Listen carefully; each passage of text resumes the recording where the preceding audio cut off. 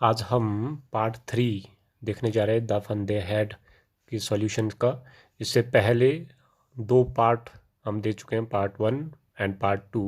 अगर किसी ने वो नहीं देखे हैं तो लिंक डिस्क्रिप्शंस में गिवन है, आप उनको जाकर देख लें। अंत में इस पार्ट को देखें। तो शुरू करते हैं पार्ट 3। हमारा the fun they had chapter के सॉल्यूशन का तीसरा पार्ट करने जा रहे हैं हम, जिसमें हम लॉन्ग आंसर्स क्वेश्चंस करेंगे।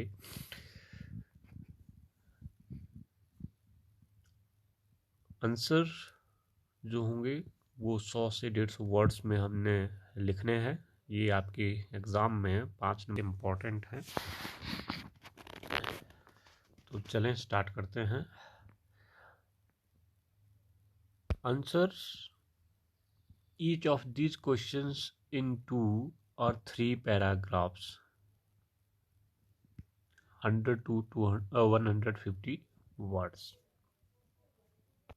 हमें 100 से 150 शब्दों में आपने जवाब देने हैं इन क्वेश्चंस के। मात्र 3 क्वेश्चंस इस चैप्टर में है हमारे पास। तो चले स्टार्ट करते हैं। फर्स्ट क्वेश्चन है, what are the main features of the mechanical teachers and the school rooms that Margie and Tommy have in the story.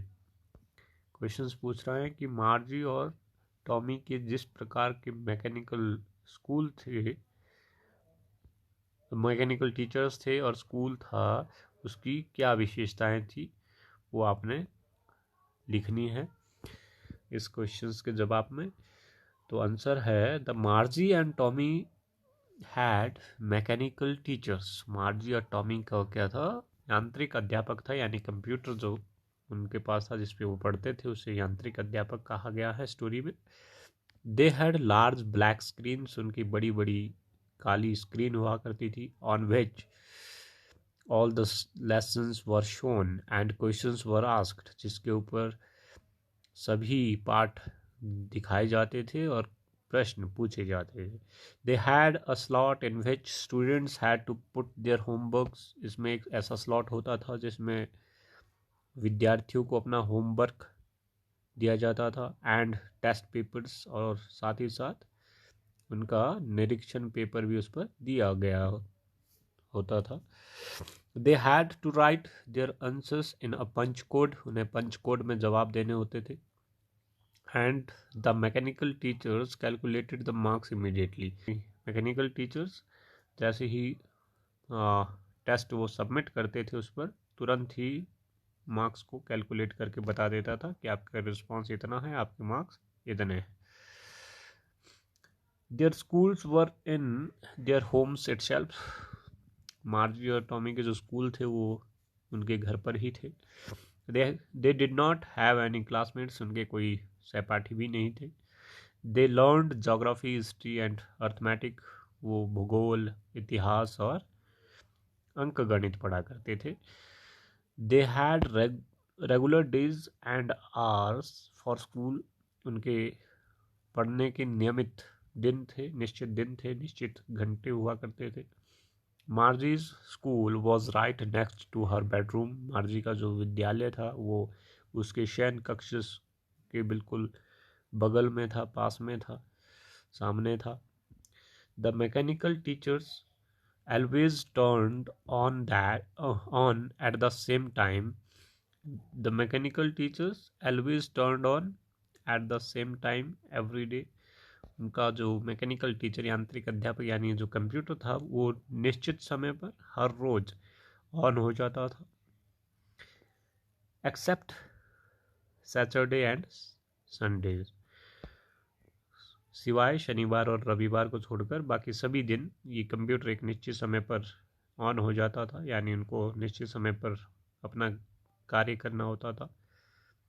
Because her mother said that little girls learn better sorry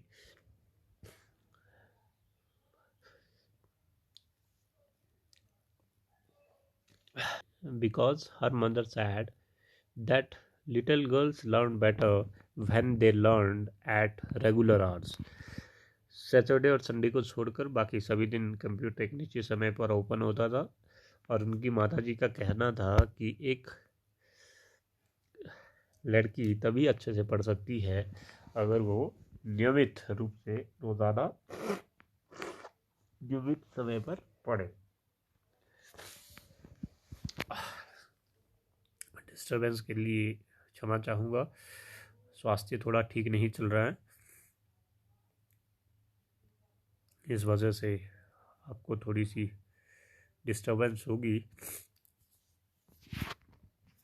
उसके लिए हम क्षमा प्रार्थी है। चलते हैं next question की ओर। Second question आपका है, why did Margie hate school, why did she think the old kind of school must have been fun. Margie को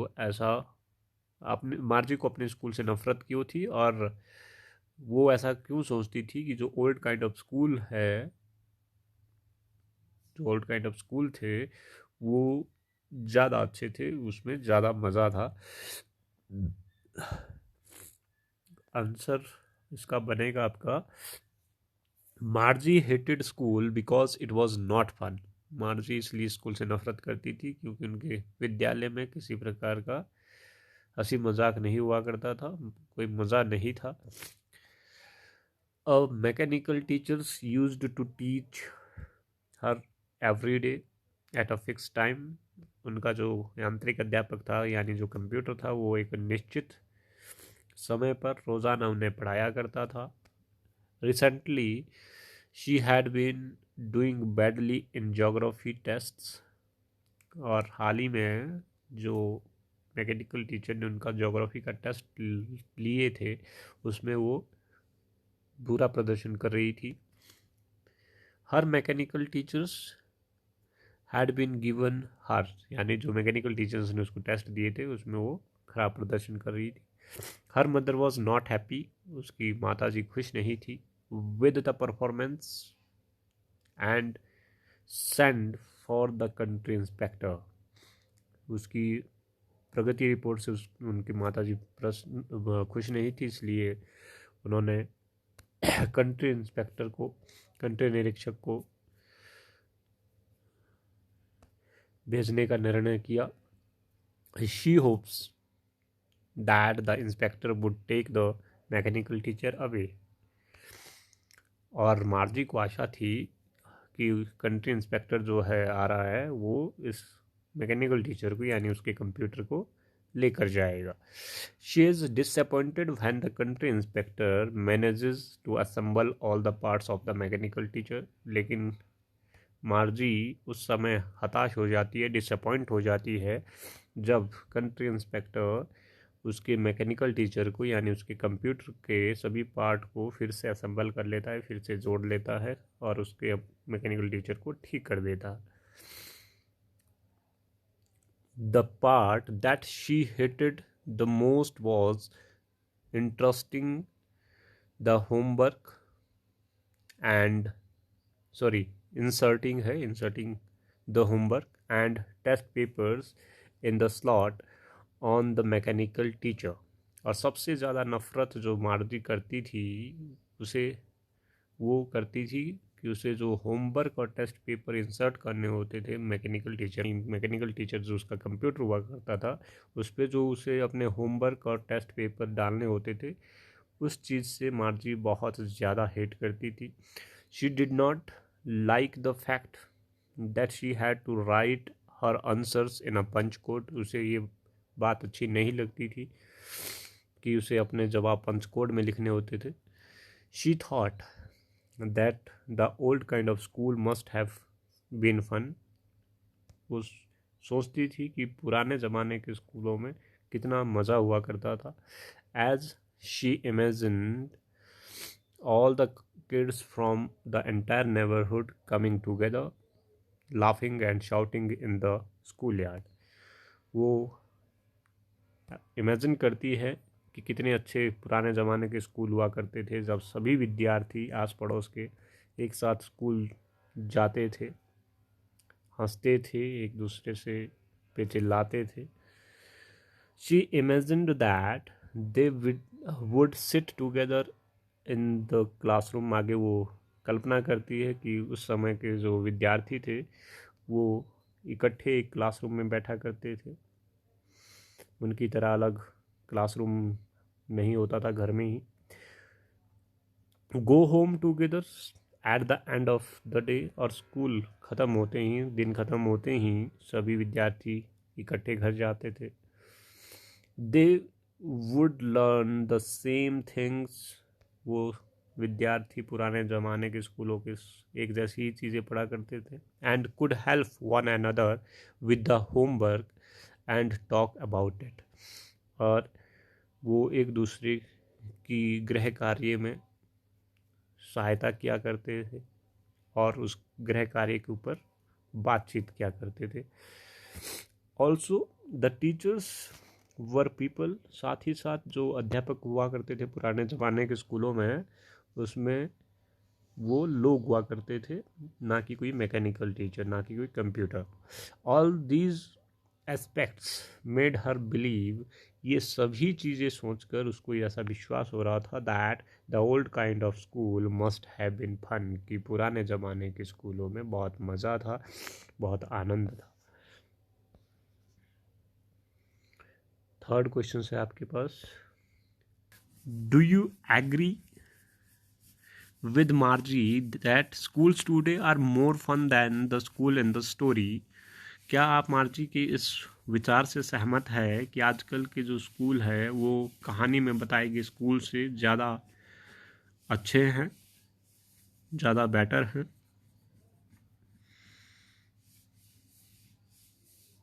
उसमें ज़्यादा मज़ा है?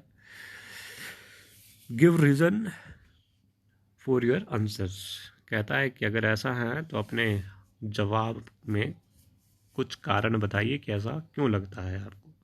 ये आंसर है, yes I agree, school students are more fun than the school in the story, यानी कहानी में बताए गए स्कूलों से आजकल के स्कूल ज़्यादा बेहतर है, मैं इस बात से सहमत हूँ। In this in the story, कहानी में बताया गया है, there is no interactions among students regarding studies, क्योंकि कहानी में बताया कि स्कूलों में जो विद्यार्थी है वो किसी के साथ वार्तालाप नहीं कर सकता स्टडी के दौरान। Studying and answering questions seems to be boring idea, और उन्हें पढ़ाई करना और जवाब देना प्रश्नों के बहुत ही बोरियत वाला कार्य लगता है। Doing homework without anybody's help and writing them in a punch code, उन्हें अपना होमवर्क जो है वो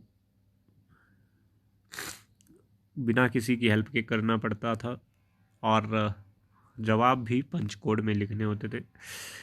वुड ऑल्सो बी ड्रेनिंग, जो कि और ज़्यादा हताशाजनक था। Moreover children develop a better understanding about each other and of their surroundings. फिर भी दूसरी तरफ जो चिल्ड्रन है वो ज़्यादा अच्छी तरीके से डेवलप कर सकता है, ज़्यादा अच्छी तरीके से उसे समझ आ सकता है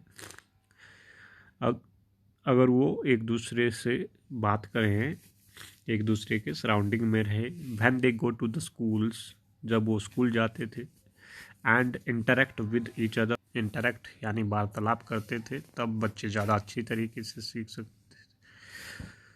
सकते थे। It is a healthier way of learning, यही सीखने का सबसे अच्छा माध्यम है, हेल्थियर वे है।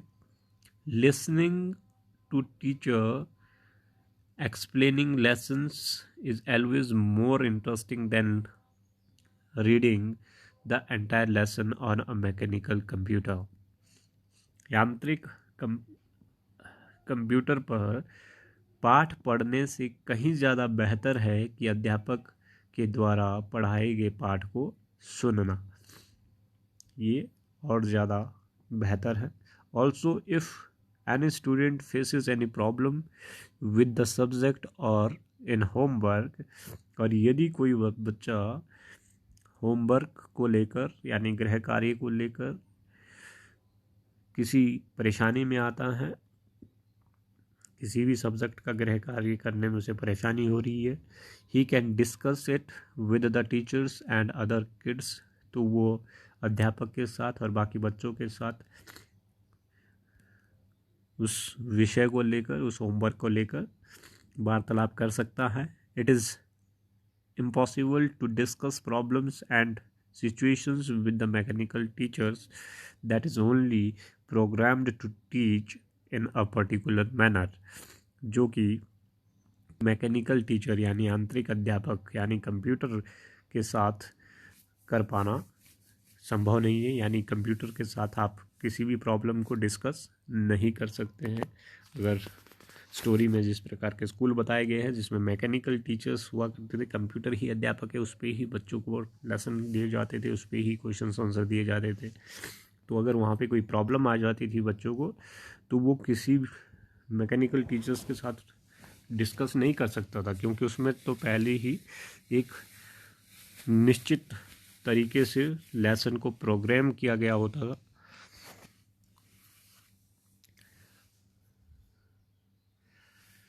The excitement of waiting to know the marks scored in exam is greater when one is sitting in a classroom with other students, और साथ ही साथ आपको ज़्यादा उत्सुकता होती है एग्ज़ाम में आए मार्क्स को जानने की उस समय जब आप बाकी साथियों के साथ, बाकी विद्यार्थियों के साथ क्लासरूम में बैठे होते हैं। It does not have the same effect when the marks are calculated immediately after a test has been taken, और ऐसा आनंद, ऐसी उत्सुकता आपको उस वक्त नहीं होती है जब आप मैकेनिकल टीचर्स पे कोई टेस्ट देते हैं, कंप्यूटर पे कोई टेस्ट देते हैं और तुरंत ही वो कंप्यूटर आपके मार्क्स कैलकुलेट करके बता देता है।